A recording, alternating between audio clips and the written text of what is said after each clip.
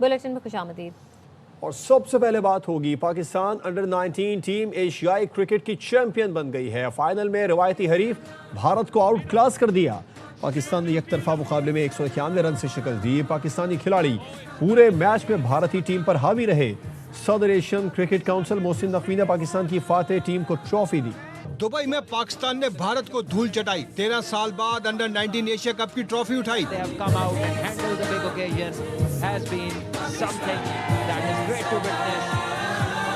पाकिस्तान ने फाइनल में भारत की एक न चलने दी। बैटिंग में दुर्गत बनाई तो बॉलिंग में विकेटें उड़ाई।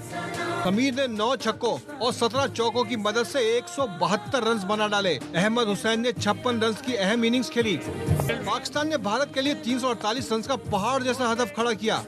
भारतीय ओपनर सूर्यवंशी ने 23 रन बनाने की कोशिश की, लेकिन पाकिस्तानी फास्ट बॉलर्स की तेज बॉलिंग के आगे भारतीय बल्लेबाज रेत की दीवार साबित हुए।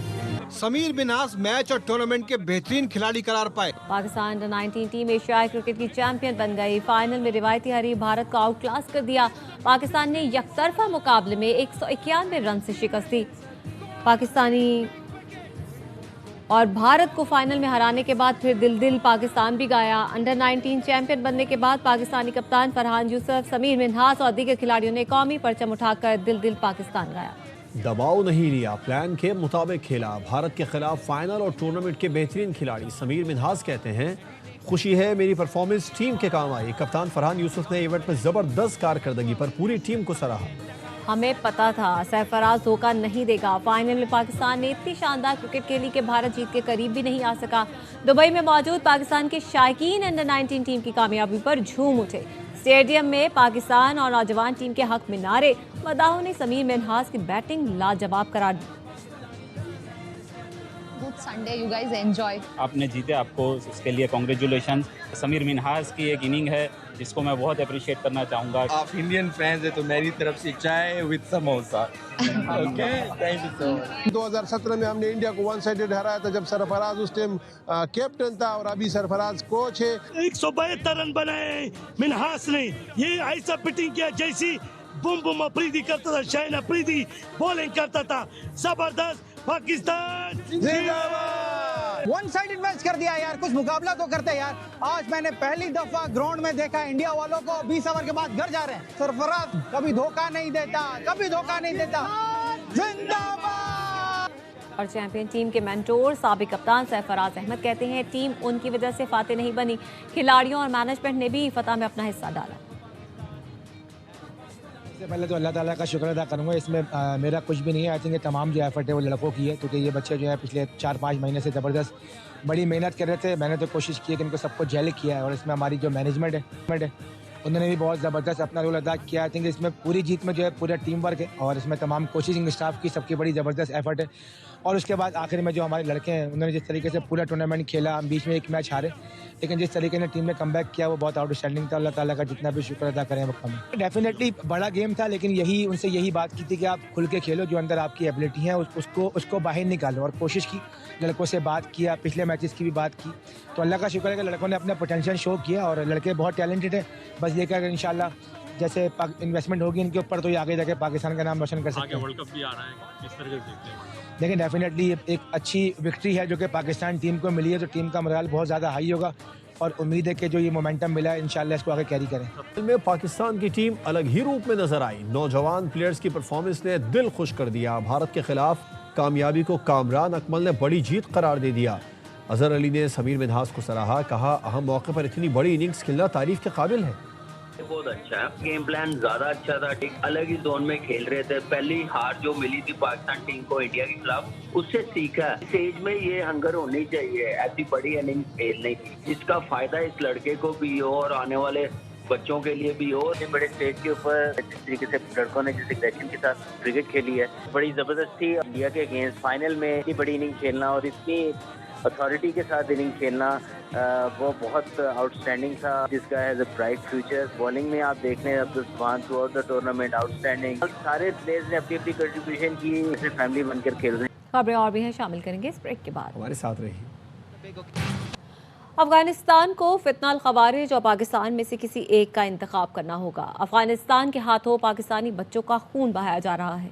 टीटीपी की तश्कीलों में 70% अफगान होते हैं। Chief of defence forces field marshal Syed Asim Munir का कौमी उलमा मशाइख कॉन्फ्रेंस से खिताब। सिपह सलार ने कहा, किसी इस्लामी रियासत में रियासत के अलावा कोई जिहाद का हुक्म और फतवा नहीं दे सकता। खुदा गवाह है, बुनियान मरसूस में अल्लाह की मदद आते देखी और महसूस की।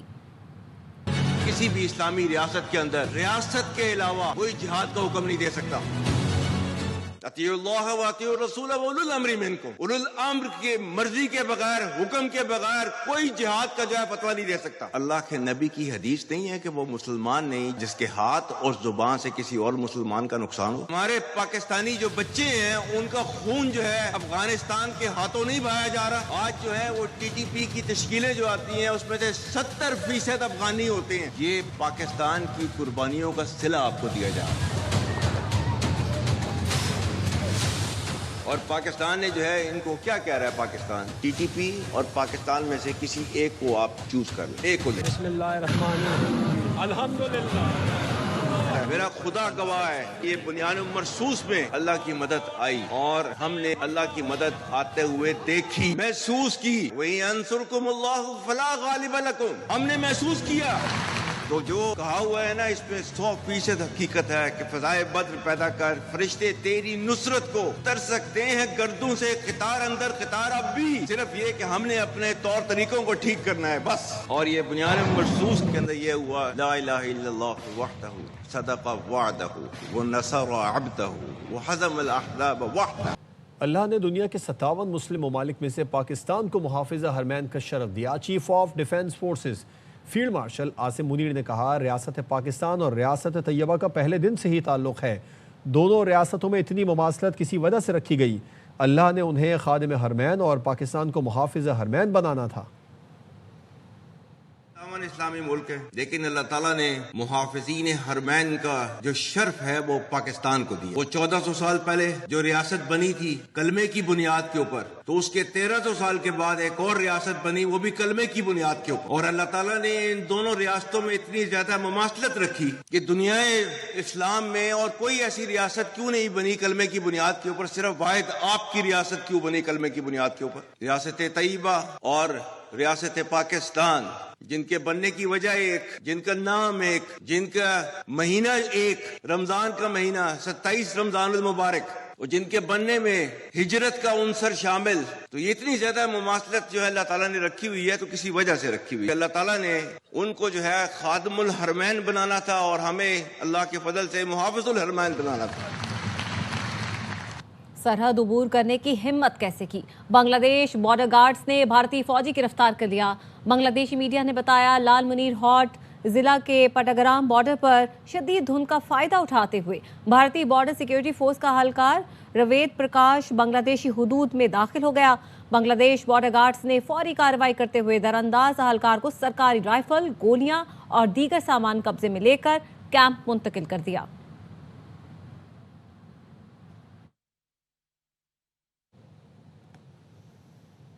खैबर पख्तूनख्वा के 4758 अरब रुपए विफाक पर वाजिबुल अदा हैं। सूबे के विफाक को अपने लीडर से मिलने नहीं दिया जा रहा, ये कैसी जमहूरियत है? वज़ीर आला खैबर पख्तूनख्वा सुहेल आफरीदी कहते हैं, हम सवाल भी करेंगे और एहतजाज भी करेंगे। 1758 अरब रुपए वफाक पर वाजिबुल अदा है, हमारा हक नहीं दिया जा रहा। खैबर पख्तूनख्वा का वज़ीर आला सिर्फ अपने लीडर से मिलना चाहता है, वो 10 दफा डियाला जेल जाता है, उसको मिलने नहीं दिया जाता। ये कहाँ की जमहूरियत है? सवाल भी करेंगे, हम एहतजाज भी करेंगे। बानी पीटीआई को सियासी इंतकाम का निशाना नहीं बनाया जा रहा। गवर्नर खैबर पख्तूनख्वा फैसल करीम कुंडी कहते हैं, बुशरा बीबी कैसे गैर सियासी हो सकती हैं? डी चौक रैली में कौन था? वज़ीर आला सूबे को दहशतगर्दों से पाक करने के लिए ऑपरेशन को सपोर्ट करें। कि सियासी इंतकाम का निशाना बनाया जा रहा है। जो केसेस हैं वो कन्विक्टेड हैं। अगर वो समझते हैं कि सियासी चीज़ है वो गलत पकड़ी गई है या खान साहब गलत सजा है, तो अदालतों से ही राय मिल सकती है। डी चौक पे रैली लीड की थी, वो भी बुशरा बीबी थी कि उस बुरके में कोई और था। तो अब आप कहते हैं कि जी वो तो सियासत में नहीं है। सारे जो है वो पोस्टिंग ट्रांसफ़र वो करे, सारे जो है वो ठेकेदारों से मिले और कमिश्नर लें। जहाँ पर भी दहशतगर्दी होगी, जहाँ पर भी दहशतगर्द होंगे, वहाँ पर ऑपरेशन इंटेलिजेंस बेस्ड होंगे। इस वक्त नेशनल डायलॉग की ज़रूरत है। वफाकी वज़ीर क़ानून आज़म नज़ीर तारड़ कहते हैं, पाकिस्तान को एक सियासी मिसाक और कौमी मुज़ाकरात की ज़रूरत है। ये मिसाक मुल्क के लिए है, किसी एक शख्स, जमात या गिरोह के लिए नहीं। मुखालिफ को बर्दाश्त से सुनेंगे तो शायद रास्ते निकल आएंगे। सियासत में रवादारी भी देखी है तो सियासत में शिद्दत पसंदी भी देखी है। सियासतदान को किसी न किसी हवाले से रास्ता तलाश करना होता है ताकि सियासत में शिद्दत पसंदी और तशद्दुद अपना रास्ता ना अपनाए। आज हम सबको फिर मिल बैठ के एक बड़े नेशनल डायलॉग की ज़रूरत है। पाकिस्तान को आज एक सियासी मैसाक की ज़रूरत है और ये मैसाक सिर्फ और सिर्फ अपने अजीज़ के लिए है, किसी एक शख्स के लिए नहीं है, किसी एक ज़ात के लिए नहीं है, किसी एक जमात के लिए नहीं है, किसी एक गिरोह के लिए नहीं है। पाकिस्तान में सिर्फ पाकिस्तान का मॉडल चलेगा। साबिक वज़ीर आज़म शाहिद खाकान अब्बासी का तहरीक तहफ़्फ़ुज़ आईन पाकिस्तान की कॉन्फ्रेंस से खिताब। कहा, मईशत में बेहतरी के लिए सियासी इस्तेहकाम ज़रूरी है। हमें आवाम के बुनियादी हुकूक़ के लिए भरपूर जद्दोजहद करना होगी। अरबाब इख्तियार हर बात करते हैं लेकिन कानून की बात नहीं करते, आइन की बात नहीं करते। तो हमें फंडामेंटल राइट्स की जद्दोजहद करनी है। ये समझना पड़ेगा अगर मुल्क में सियासी इस्तेहकाम नहीं होगा तो मुल्क की मईशत नहीं बढ़ेगी। पाकिस्तान में सिर्फ पाकिस्तान का मॉडल चलेगा। ये ना हो कि कल जो लोग आज अपोजिशन में है कल हुकूमत में बैठे हैं और उनके पास हल किसी मामले का ना हो। वज़ीर मुमलिकत खेलदास खोसानी ने इस वक्त मीडिया से गुफ्तगू की है, आपको दिखाते हैं। मनपसंद मुल्क है, किसी मज़हब के ख़िलाफ़ नहीं है, किसी सिविलियन के ख़िलाफ़ नहीं है। हम अमन चाहते हैं, मगर भारत में मुसलसल ये जो वाक़यात हो रहे हैं, इंसानियत का सर झुक जाता है। इंसानियत, हमें शर्म आती है कि ये एक हिंदू धर्म से, हमारा ही एक वही धर्म है, मगर हमारे धर्म में ऐसी कोई तलकीन नहीं है। हिंदू धर्म कोई ऐसी बात नहीं करता जिस तरह आज भारत में किया जा रहा है। ये जो मोदी का माइंडसेट है, आरएसएस का माइंडसेट है, इंतहा पसंदी जो बढ़ी है और एक दूसरे के सबकत लेने के लिए नीतीश जैसे किरदार जो आते हैं, फिर इस तरह के वाक़यात होते हैं। और मैं समझता हूँ इसको दुनिया को इसकी मज़म्मत करनी चाहिए, आलमी इदारों को इसका नोटिस लेना चाहिए। ये बेटी सांझियाँ होती है, मुसलमान हो हिंदू हो, किसी भी बेटी के साथ अगर इस तरह किसी भी ख़वातीन की इस तरह बेहरमती हो, किसी मज़हब की बेहरमती हो, तो हम समझते हैं किसी भी मज़हब के साथ इस तरह बेहरमती नहीं करनी चाहिए। खबरों के सिलसिले को आगे बढ़ाते हैं। कराची में गैस की शदीद किल्लत और कम प्रेशर ने शहरियों को मुश्किल में डाल दिया है। शहरी एलपीजी सिलेंडर इस्तेमाल करने पर मजबूर हैं, लेकिन शहर की सड़कों, फुटपाथ और रिहायशी इमारतों में कायम एलपीजी की गैर कानूनी दुकानें इंतहाई खतरनाक है। अंजुम वहाब की रिपोर्ट। सुई गैस की लोड शेडिंग और कम प्रेशर की वजह से शहरियों ने एलपीजी के गैर मियारी सिलेंडरों में भरी हुई गैस इस्तेमाल करना शुरू कर दी। खतरा ही है, लेकिन मजबूरी है, बाजार से खाना कैसे खरीदेंगे। 24 घंटे में 6 घंटे गैस आनी, आवाम कहाँ जाएगी। जब नहीं आता है तो मजबूरी है, फिर ये काम करना पड़ता है। कौन अपने पैसों से खरीदना चाहेगा, मौत को जाहिर है। पाकिस्तान एलपीजी मार्केटिंग एसोसिएशन के मुताबिक कराची शहर में 5000 से ज्यादा एलपीजी फरोख्त करने वाली दुकानें और कैबिन मौजूद हैं। सिलेंडर से दूसरे सिलेंडर में गैस मुंतकली गैर कानूनी अमल है। दुकानें इस तरह खुली हुई हैं कि वो लोगों के लिए वाकई एक थ्रेट है। कराची के किसी इलाके में गैस की लोड शेडिंग नहीं की जाती है, ये दावा है सुई सदरन गैस कंपनी का। सुई सदरन गैस के जनरल मैनेजर शाहिद शेख ये भी कहते हैं कि हमारी तलब और रसद में सिर्फ 50 MMCFD की कमी है। जब एक बंदा कंप्रेसर इस्तेमाल करता है गैस को सक करने के लिए, तो वो तकरीबन पूरी बिल्डिंग की ही सप्लाई खींच लेता है। तो एक बंदे की वजह से 100 फ्लैटों का जो प्रेशर है बिल्कुल जीरो हो गया। शाहिद शेख ने बताया कि गैस चोरी भी होती है, लीकेज भी है, जिसके लाइन लॉसेस भी होते हैं। ये लॉसेस सार्फिन पर PUG या स्लो मीटर के नाम पर बिलों में इजाफी रकम लगाकर वसूल किए जाते हैं। कैमरामैन मोहसिन शबीर के साथ Anjum Wahab, ARY news Karachi. Gas मामले पर सिंध हुकूमत और अपोजिशन मुत्तहिद हैं, इसमें कोई दो राय नहीं है। सिंध से बड़ी ज्यादती हो रही है।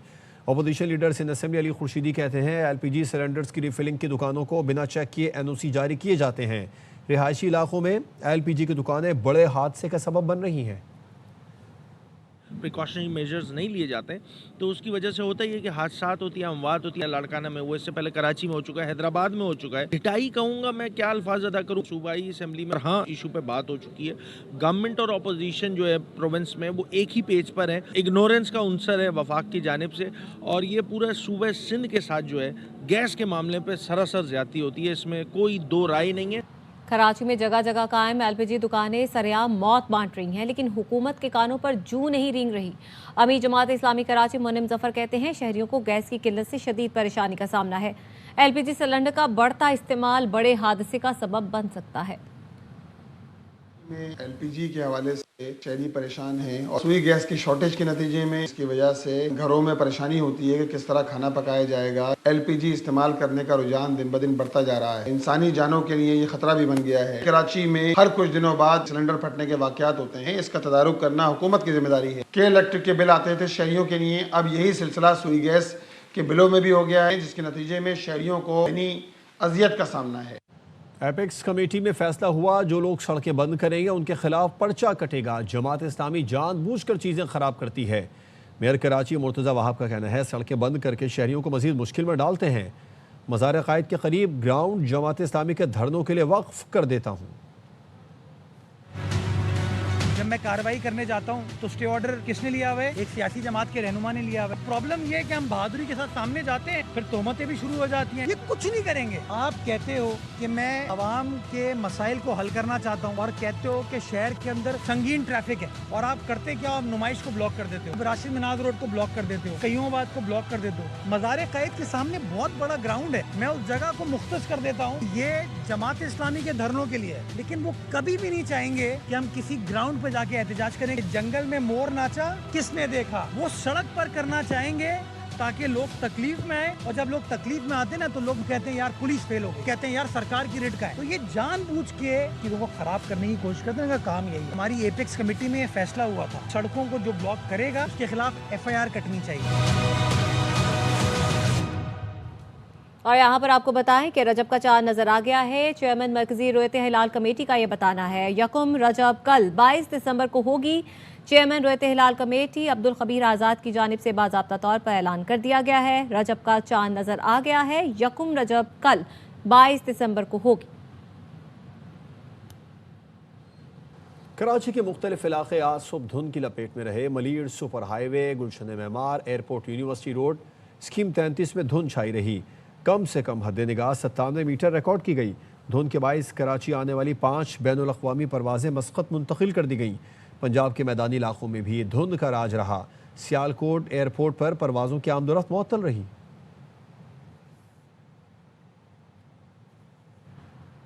कराची के एक्सपो सेंटर में आलमी कुतुब मेला जारी है। चौथे रोज़ भी शहरियों की भरपूर शिरकत। मुंतज़मीन ने बताया कि अब तक 4 लाख से ज़ायद अफराद कुतुब मेले का दौरा कर चुके हैं।